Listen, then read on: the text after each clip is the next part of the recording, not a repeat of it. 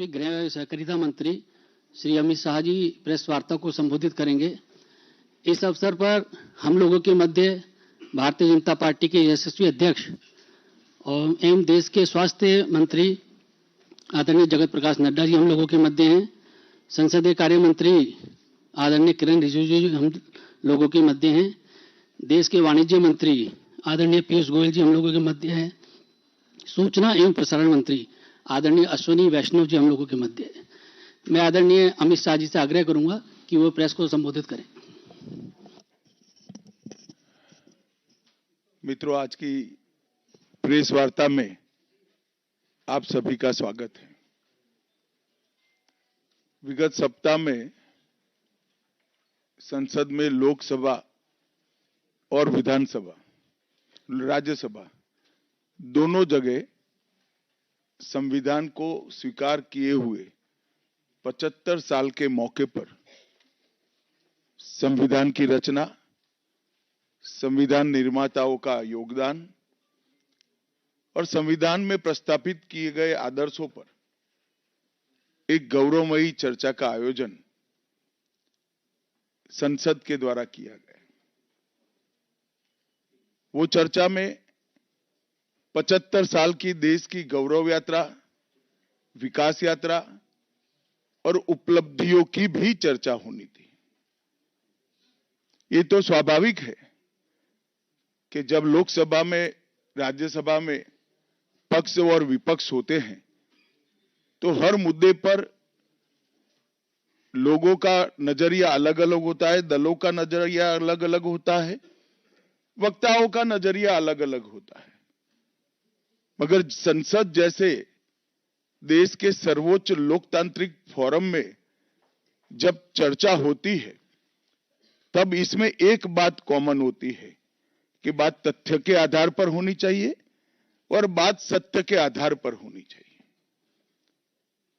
कल से कांग्रेस पार्टी ने जिस तरह से तथ्यों को तोड़ मरोड़ कर रखने का प्रयास किया है, ये अत्यंत निंदनीय है और मैं इसकी निंदा करना चाहता हूं।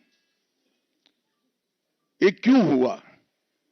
क्योंकि भारतीय जनता पार्टी के वक्ताओं ने संविधान पर, संविधान की रचना के मूल्यों पर और जब जब कांग्रेस या भारतीय जनता पार्टी का शासन रहा तब शासन ने संविधान के मूल्यों का किस तरह से मूल्यांकन किया, संरक्षण किया और संवर्धन किया, इस पर फैक्ट के साथ भारतीय जनता पार्टी के वक्ताओं ने अनेक उदाहरणों के साथ जनता के सामने विषय रखे और उसमें वो तय हो गया कि कांग्रेस पार्टी आंबेडकर जी विरोधी पार्टी है, कांग्रेस पार्टी आरक्षण विरोधी पार्टी है, कांग्रेस पार्टी संविधान विरोधी पार्टी है, कांग्रेस पार्टी ने सावरकर जी का भी अपमान किया, कांग्रेस पार्टी ने आपातकाल डालकर संविधान के सारे मूल्यों की धज्जियां उड़ा दी, नारी सम्मान को भी सालों तक दरकिनार किया, न्यायपालिका का हमेशा अपमान किया, सेना के शहीदों का अपमान किया और भारत की भूमि तक को संविधान तोड़कर विदेशी देशों को देने की हिमाकत कांग्रेस पार्टी के शासन में हुई। जब ये पूरा सत्य उजागर हो गया तब कल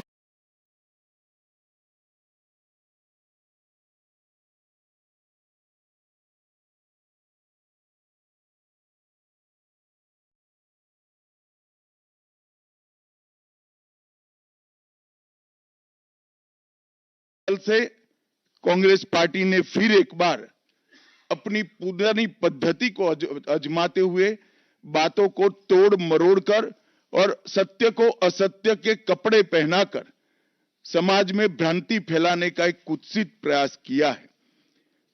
संसद में जब चर्चा हो रही थी, ये सिद्ध हो गया कि बाबा साहेब आंबेडकर का कांग्रेस ने किस तरह से पुरजोश विरोध किया था।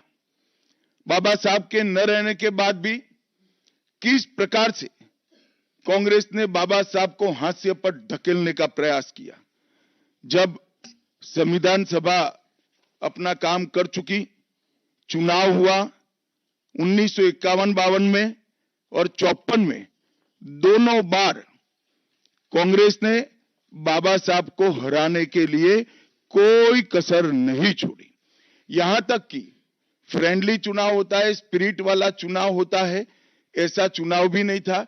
विशेष प्रयास किया गया और वो उनकी हार को सुनिश्चित किया गया। जहां तक भारत रत्न देने का सवाल है, कांग्रेस के नेताओं ने कई बार खुद ही अपने आप को भारत रत्न दिए हैं। 55 में नेहरू जी ने खुद को भारत रत्न दे दिया, 71 में इंदिरा जी ने खुद को भारत रत्न दे दिया और 1990 में बाबा साहब को भारत रत्न तब मिला जब कांग्रेस पार्टी सत्ता में नहीं रही और भारतीय जनता पार्टी के समर्थन वाली सरकार थी। 1990 तक कांग्रेस पार्टी बाबा साहब को भारत रत्न न मिले इसका बड़े जतन से प्रयास करती रही, यहां तक कि बाबा साहब की जयंती को भी, 100वीं जयंती को भी मनाने का मना ही कर दिया गया। नेहरू जी की अंबेडकर जी के प्रति नफरत जग जाहिर। का मूल्यांकन जवाहरलाल जी किस तरह से करते थे, इससे बड़ा कोई उदाहरण नहीं हो सकता। जब पंडित जी की एक और किताब को पढ़ते हैं, लेटर टू चीफ मिनिस्टर में एक उल्लेख है, बंबई के मेयर ने एक पत्र में बाबा साहब के अंबेडकर के जन्मस्थान महू में उनका स्मारक बनाना चाहिए, ऐसा सुझाव दिया। 18 जून 1959 को पंडित जी ने कहा, सरकार के लिए स्मारक स्थापित करना बिल्कुल सामान्य बात नहीं होगी। आमतौर पर स्मारक निजी पहल से किया जाता है।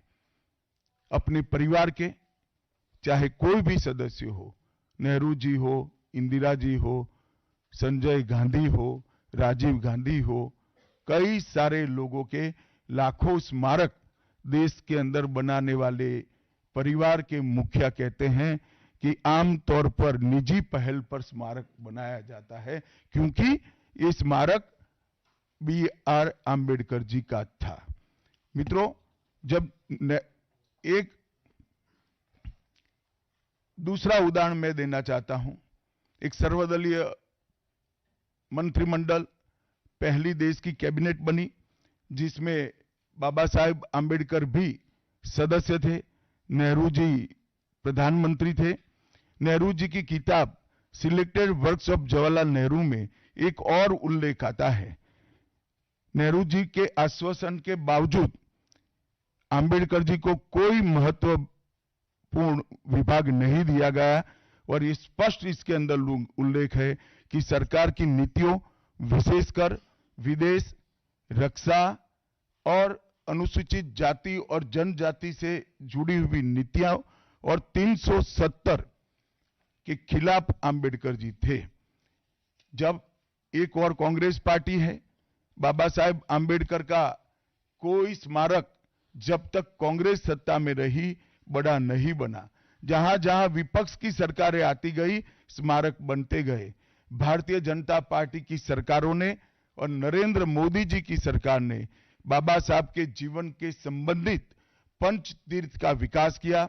मध्य प्रदेश में महू, लंदन में वो स्थान जहां बाबा साहब पढ़ते थे, नागपुर में दीक्षा भूमि, दिल्ली में महापरिनिर्वाण स्थान और महाराष्ट्र के मुंबई में स्थित चैत्य भूमि का विकास करने का काम भारतीय जनता पार्टी की सरकारों ने किया। 19 नवंबर 2015 को नरेंद्र मोदी जी ने आम्बेडकर जी के सम्मान में 26 नवंबर को संविधान दिन घोषित किया। डॉक्टर आम्बेडकर इंटरनेशनल सेंटर की स्थापना भी की। 2018 में प्रधानमंत्री नरेंद्र मोदी जी ने महापरिनिर्वाण स्थल पर डॉक्टर आम्बेडकर स्मारक का उद्घाटन किया, जो लगभग 2 एकड़ में फैला है। मित्रों, मैं आज जब आप सबके सामने उपस्थित हुआ हूं, तब राज्यसभा में मेरे बयान को तोड़ मरोड़ कर पेश किया गया। मेरा मीडिया के सभी मित्रों से आग्रह है, कांग्रेस ने सार्वजनिक जीवन में ये जो पद्धति की है कि बयानों को तोड़ मरोड़ कर पेश करना, हो हल्ला मचाना और भ्रांति खड़ी करना। पहले उन्होंने नरेंद्र मोदी जी के भी एडिटेड बयानों को सार्वजनिक किया। चुनाव जब चल रहा था, मेरे बयान को एआई का उपयोग कर कर एडिट किया गया और पूरे देश में इसको प्रसारित करने का घृणित काम किया गया। और आज अंबेडकर जी के लिए मेरी बात को तोड़ मरोड़ कर वो पेश कर रहे हैं। मैं स्पष्टता के साथ कहना चाहता हूं, मीडिया को विनती भी करना चाहता हूं कि मेरा पूरा बयान जनता के सामने रखिए। मैं वो पार्टी से आता हूं जो पार्टी कभी अंबेडकर जी का अपमान नहीं कर सकती। पहले जनसंघ और फिर भारतीय जनता पार्टी ने हमेशा अंबेडकर जी के सिद्धांतों के आधार पर चलने का प्रयास किया है। जब जब भारतीय जनता पार्टी शासन में रही, अंबेडकर जी के सिद्धांतों का हमने प्रचार किया है। आरक्षण को और मजबूत करने का काम भारतीय जनता पार्टी ने किया है। इन्होंने जिस प्रकार से आरक्षण को भी विरोध किया, वो भी हम सब जानते हैं। पिछड़ा वर्ग आयोग, काका साहेब कालेलकर आयोग 53 में बना, 55 में रिपोर्ट आई, आज तक वो रिपोर्ट को लागू नहीं किया गया। 31 दिसंबर 1980 को मंडल आयोग बना, मंडल आयोग की रिपोर्ट आई। 80 में इंदिरा जी ने मंडल आयोग को ठंडे बस्ते में डाल दिया। 90 में जब गैर कांग्रेसी सरकार आई, तब मंडल आयोग की रिपोर्ट लागू हुई। उस वक्त राजीव गांधी विपक्ष के नेता थे और जब मंडल आयोग की रिपोर्ट लागू हुई, प्रस्ताव संसद में आया, राजीव जी ने अपने जीवन का सबसे लंबा भाषण ओबीसी के आरक्षण का विरोध करने के लिए किया। आज मैं फिर से एक बार आग्रह के साथ मीडिया को बताना चाहता हूं, सच्चाई को जनता तक पहुंचाना चाहिए। मेरी पूरी बात बहुत स्पष्टता के साथ, कोई कंफ्यूजन के बगैर राज्यसभा के रिकॉर्ड पर है। आज भारतीय जनता पार्टी के सैकड़ों कार्यकर्ताओं ने ट्वीट कर कर भी इस सत्य को लोगों के बीच में पहुंचाया है। और जिन्होंने जीवन भर बाबा साहेब का अपमान किया, जिन्होंने जीवन भर बाबा साहब के सिद्धांतों को दरकिनार किया, जिन्होंने जब तक सत्ता में रहे बाबा साहब को भारत रत्न मिलने नहीं दिया, जिन्होंने जब तक सत्ता पर रहे आरक्षण के सिद्धांतों की धज्जियां उड़ाई, वो लोग आज बाबा साहेब आंबेडकर के नाम पे भ्रांति फैलाना चाहते हैं। मैं कांग्रेस के अध्यक्ष खरगे जी को भी कहना चाहता हूं, खरगे साहब, आपका तो कम से कम दायित्व बनता है, क्योंकि आप उस वर्ग से आते हो जो वर्ग के लिए बाबा साहब आंबेडकर जी ने पूरा जीवन समर्पित किया। आपने कम से कम कांग्रेस के एक कुत्सित प्रयास में सपोर्ट नहीं करना चाहिए था। मुझे बड़ा दुख है कि आप भी राहुल गांधी जी के दबाव में इसके अंदर शामिल हुए हो। मित्रों, आज जब हम सब यहां बैठे हैं, मैं फिर से एक बार कहना चाहता हूं, कांग्रेस के पास इस संविधान के ऊपर की चर्चा में बाबा साहेब आंबेडकर विरोधी कांग्रेस है, इसका कोई जवाब नहीं बचा। संविधान विरोधी कांग्रेस है, इसका कोई जवाब नहीं बचा। कांग्रेस आरक्षण विरोधी है, इसका कोई जवाब नहीं बचा। कांग्रेस सावरकर विरोधी है, इसका भी कोई जवाब नहीं बचा। कांग्रेस ओबीसी विरोधी है, उसका भी कोई जवाब नहीं बचा। आपातकाल का पाप कांग्रेस के ही समय में हुआ, इसका भी कोई जवाब नहीं बचा। नारी सम्मान का विरोध भी कांग्रेस ने ही किया, वो प्रस्तापित हो गया। न्यायपालिका का अपमान ही कांग्रेस ने ही किया, वो भी प्रस्तापित हो गया। भारत की भूमि को भी संविधान को दरकिनार कर कर विदेश को सौंपने का पाप भी कांग्रेस ने ही किया। ये भी प्रस्तापित होगा, तब फिर से एक बार चिर परिचित अपनी पुरानी नीति पर कांग्रेस आई है और उन्होंने मेरे बयान को तोड़ मरोड़ कर आधा ही दिखाकर जनता के सामने रखना और भ्रांति फैलाने का प्रयास किया है।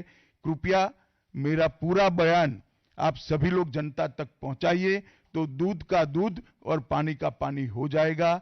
मैं उस पार्टी से आता हूं, उस संस्कृति से आता हूं जो स्वप्न में भी बाबा साहब के विचारों का या बाबा साहब के स्वयं का अपमान नहीं कर सकते। हम जानते हैं कि देश के संविधान को समावेशी बनाने में देश के पिछड़े वर्ग को, दलितों को, आदिवासियों को, गरीबों को और वंचितों को न्याय दिलाने के लिए और देश के लोकतंत्र की नींव को इतनी नीचे तक गहरी पहुंचाने में बाबा साहब का बहुत बड़ा योगदान है। पूरा देश बाबा साहब के प्रति कृतज्ञता व्यक्त करता है। कम से कम हम तो ऐसा नहीं कर सकते जिससे बाबा साहब का अपमान हो पाए। और मैं फिर से एक बार कांग्रेस के ये कुत्सित प्रयासों की घोर निंदा करता हूं और जो संविधान पर दोनों सदनों में चर्चा हुई, कम से कम भारतीय जनता पार्टी की ओर से चर्चा का स्तर मेंटेन करने का पूरा प्रयास किया गया था, विषय पर बोलने का आग्रह किया गया था और तथ्य के साथ बोलने का आग्रह भी हमारे सारे वक्ताओं ने किया था। वो सारे प्रयास पर कांग्रेस ने पानी फिरा है और मैं मानता हूं कि देश की जनता इसके इस प्रयास को भी जानती है, उनकी मानसिकता को भी जानती है और उनकी कार्य संस्कृति को भी जानती है। धन्यवाद। रविंदर जी।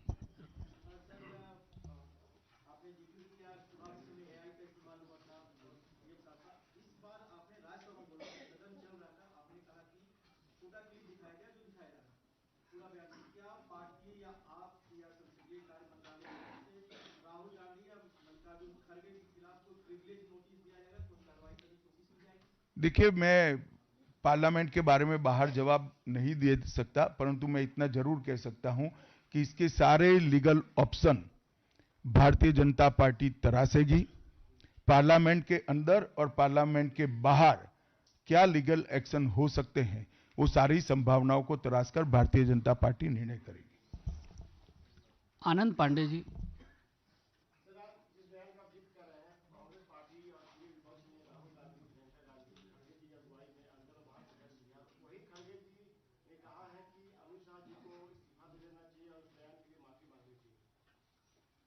खड़गे जी मेरा इस्तीफा मांग रहे हैं, इनको आनंद होता है तो शायद मैं दे भी दूं, मगर इससे इनकी समस्या का अंत नहीं है। अभी 15 साल तक कम से कम उनको वही जगह पे बैठना है जहां वो बैठे हैं। खड़गे साहब, मेरे इस्तीफे से आपकी दाल नहीं गलने वाली है। Neeraj ji, ABP news.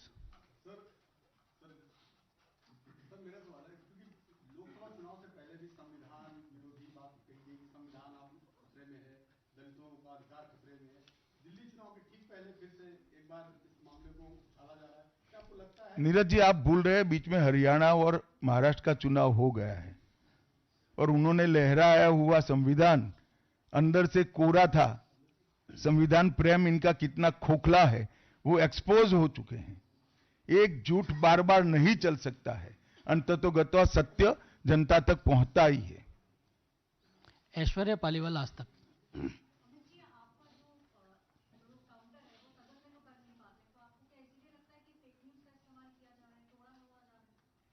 नहीं, सिर्फ मुझ पर नहीं, कई बार प्रधानमंत्री जी के लिए भी इस प्रकार के प्रयास किए, चुनाव के वक्त मेरे लिए भी किया था, फिर से एक बार कर रहे हैं। मगर मैं इसीलिए आज आप सबके सामने आया हूं। सार्वजनिक जीवन में आपका भी दायित्व है कि क्षीर नीर करने में जनता का मदद करिए, दूध का दूध और पानी का पानी करने में जनता को मदद करिए। मुझे आनंद होता अगर मेरे भाषण के मुद्दों के तथ्यों को वो चैलेंज देते। तथ्य पर चैलेंज देने के लिए कुछ नहीं है। मैंने भाषण का एक एक शब्द तथ्यात्मक है और इतिहास से गर्भ से बाहर आया हुआ है, इसलिए वो इस प्रकार से मेरे भाषण को एडिट कर कर इसको गलत अर्थ निकालकर इस प्रकार का प्रयास करें। शैलेंद्र जी।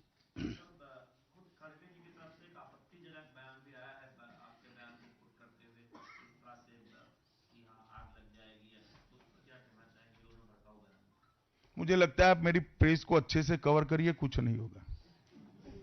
प्रज्ञा कौशिक।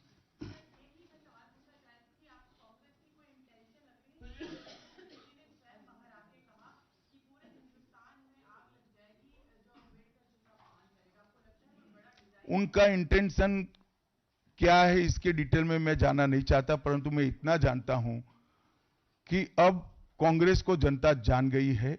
एक ही प्रकार से झूठ और भ्रम बार बार जनता मानती नहीं है।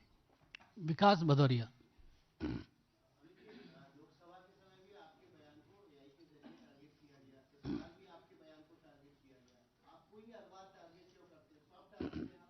भाई आपका सवाल गलत जगह पे, ये कांग्रेस कार्यालय में पूछने का सवाल है, मुझे क्यों पूछ रहे हो? यतेंद्र जी। यतेंद्र।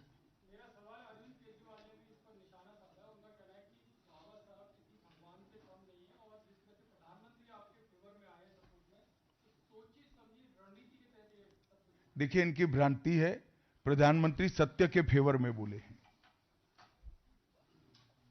मोहित भट्ट। सर, जिस प्रकार से सारी विपक्षी पार्टियां भी अब साथ आ रही हैं, पहले वो अलग अलग मुद्दों पे पार्लियामेंट में अलग अलग जीती थी, लेकिन इस मुद्दे पे वो सड़कों पे आने की बात करी। आम आदमी पार्टी ने प्रोटेस्ट किया, टीएमसी भी प्रोटेस्ट करेगी, तो इस मुद्दे पे सारी विपक्षी पार्टी एक साथ आ रही है। देखिए सत्य को किसी के सपोर्ट की जरूरत नहीं होती। हमारी बात में, हमारे मुद्दों के साथ सत्य स्वयं खड़ा है। सत्य सबके साथ सत्य ही रहता है, कितने भी लोग साथ में आए, इससे सत्य को कोई फर्क नहीं पड़ता। कृष्ण मोहन शर्मा। सर, कृष्ण मोहन शर्मा, भारत एक्सप्रेस से। आज एक बहुत आश्चर्यजनक बात ये हुई कि जो कभी कहते थे कि मैं संविधान को नहीं मानता, मैं एनार्किस्ट हूँ, मुझे जनता ने संविधान के लिए नहीं अरविंद केजरीवाल को वोट दिया है, वो भी आपकी आलोचना कर रहे थे और कह रहे थे कि बाबा साहब भीमराव अम्बेडकर का बड़ा अपमान किया है। चलो कम से कम मेरे कारण अरविंद केजरीवाल जी संविधान का और बाबा साहब का सम्मान करने लगे, वो आनंद का विषय है। संजय जी।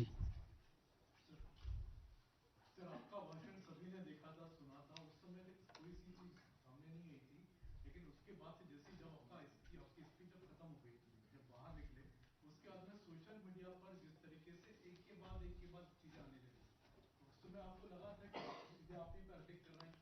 शायद आप भूल रहे हैं कि राज्यसभा में श्री राहुल गांधी नहीं बैठते हैं। राहुल गांधी राज्यसभा लोकसभा में बैठते हैं। आमोद जी। भाषण के खिलाफ प्रिविलेज का नोटिस दिया है डायरेक्ट क्या प्रिविलेज का मामला इसमें बनता है? मुझे क्या मालूम, हो तो स्पीकर साहब ने तय करना पड़ेगा, सभापति जी तय करेंगे। अमित। सर, खड़गे जी ने ये भी कहा कि आपको लगातार डिफेंड किया गया था टीएमसी और इस बयान के बाद, और देश में जगह जगह लोगों में गुस्सा है। मुझे लगता है कि खड़गे जी ने आत्मनिरीक्षण करने की जरूरत है। वो जो कर रहे हैं इसके प्रति गुस्सा है या मेरे बयान के प्रति, वो उनको थोड़े दिन में मालूम पड़ जाएगा। आप पूछना चाहते हैं?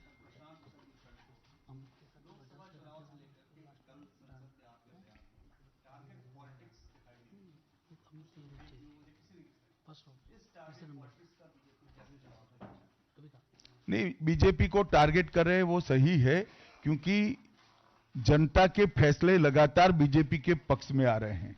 इसका उनके पास ना कोई काट है ना कोई तोड़ है, इसलिए जनता के फैसले के बाद ईवीएम पर सवाल उठाते हैं।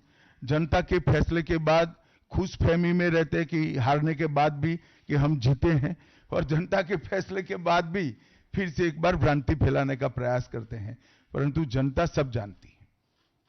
अंतिम सवाल रविकांत जी।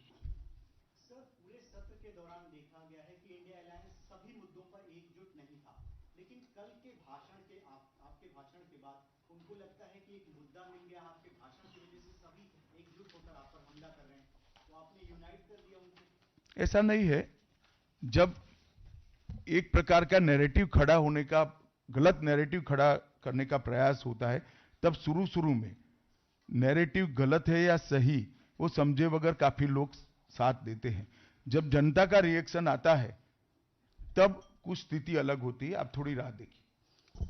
आप सभी मीडिया के साथियों का बहुत बहुत धन्यवाद। आप सब बहुत कम समय में आए, आपका आभार। धन्यवाद।